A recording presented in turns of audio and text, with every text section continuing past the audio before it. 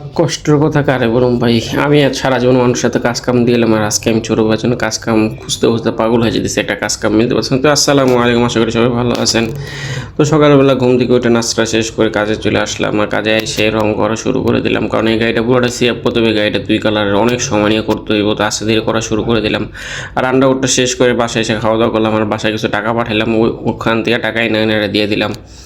আর খাওয়া দাওয়া শেষ করে ভাই গাড়ি রং করা শুরু করে দিলাম, আর রংটা প্রায় শেষ, আর রং করাও পুরোপুরি শেষ, আলহামদুলিল্লাহ খুব সুন্দর হয়েছে গাড়িটা।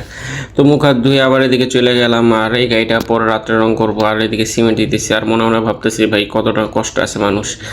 আমার ছোটো ভাইয়ের মধ্যে মনে হয় আরও কয়েকজন ভাই আমার কাছে খালি আছে, যারা খালি বলতেছে ভাই আমার একটা কাজ দেন কাজ দেন। আসলে ভাই দিতে পারলে আমি সবাই দিয়ে দিতাম, কিন্তু কিছু করার নাই। যাই হোক, তারপর কাজ কাম শেষ করে পাশারে চলে আসলাম, কিছু বাজার বুজার করলাম, আর একটা খাবার কিনলাম মোবাইলে। তো ইলিশ মাছটা কিনছিলাম এই ডিমের জন্য, তো ডিমটা আলহামদুলিল্লাহ খুব ভালো হয়েছে। ডিমটা বাজার বুজার খাওয়া দাওয়া শেষ